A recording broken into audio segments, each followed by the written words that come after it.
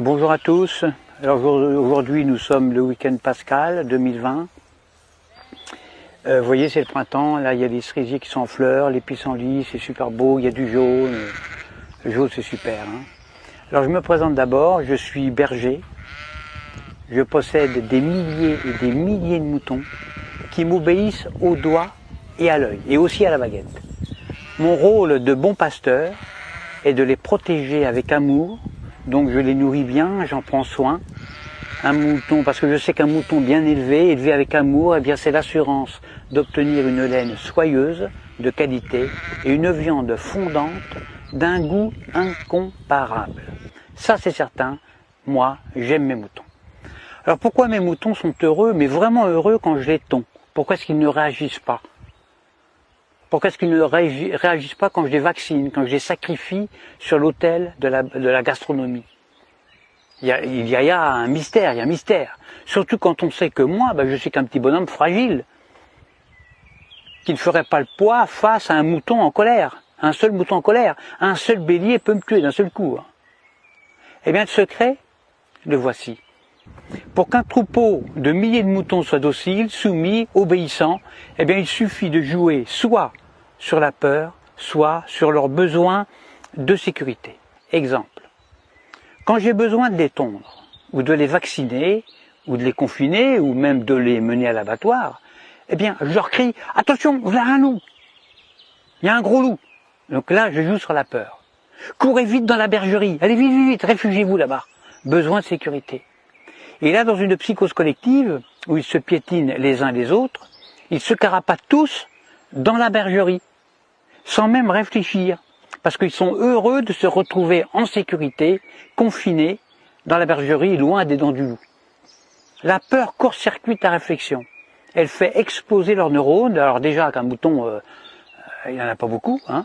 Alors pendant que leur attention est dirigée vers le loup, eh bien moi, tranquillement, je les tonds, je les vaccine, je leur tatoue le gigot, je puce les rebelles, je castre les chefs, bien sûr, en leur injectant des médicaments, etc., etc.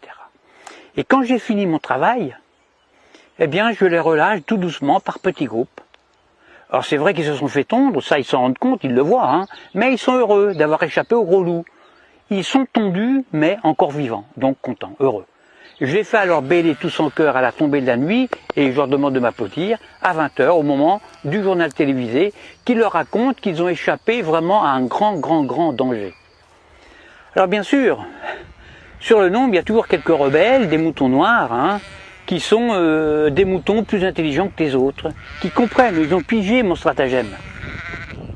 Alors ils essayent, ils tentent désespérément d'expliquer à leurs frères moutons, à leurs congénères, que si le loup en croque 2 ou 3 seulement, le berger, lui, est beaucoup plus dangereux, puisqu'ils finiront tous sur une table en méchoui, ou sur la table pascale. Alors il faut les gérer, ces moutons noirs, qui ne veulent pas rentrer dans la bergerie, parce que ce sont des rebelles, ce sont des esprits libres. Alors à ceux-là, soit je leur montre mon bâton, soit je les fais mordre par mon chien. Or le mieux c'est d'égorger un seul mouton noir devant les autres. Alors ça c'est super efficace ça. Pour un seul de sacrifier, j'en terrorise des milliers qui deviennent mais alors doux comme des agneaux. J'en tue un et j'en soumets des milliers. C'est comme ça qu'on étouffe la moindre velléité de révolte. Alors il y a de nombreux hommes politiques qui viennent me demander de les coacher. Alors que moi je ne suis qu'un simple berger, je suis qu'un pauvre berger, Mais s'ils me le demandent, c'est justement parce que on peut utiliser ces méthodes, les méthodes de berger, chez des humains. En effet, la différence entre le comportement des moutons et celui des humains, eh bien c'est que justement il n'y a aucune différence. C'est ça le secret. Le secret est là, il n'est pas ailleurs. Donc, quand on veut faire passer une loi impopulaire, qui ne fait pas plaisir, eh bien on le fait pendant que la population a peur. Par exemple, on parle de crise climatique, de crise de la dette, de crise financière, de tempête, de canicule, de terrorisme, de crise sanitaire, etc., etc. À cause du coronavirus, et là on joue avec la peur, eh bien on a réussi à confiner non pas des milliers de moutons, mais des milliards d'humains sur toute la planète. sur toute la Terre. Des humains, confinés comme des animaux. Des humains déshumanisés. Et le pire, le plus révoltant, le plus dramatique, c'est que les chefs rebelles ferment leur gueule. Les grands chefs, ils acceptent aussi leur confinement.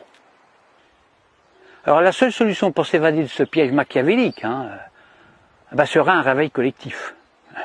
Alors moi personnellement, je ne perds plus mon temps à essayer d'éclairer les blaireaux. Ça sert à rien, ça ne sert strictement à rien.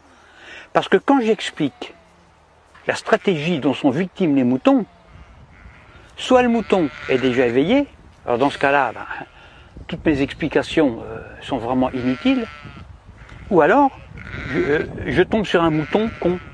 Et si c'est un mouton con, il ne comprendra rien à ce que je lui raconte. Parce que justement, c'est un mouton con.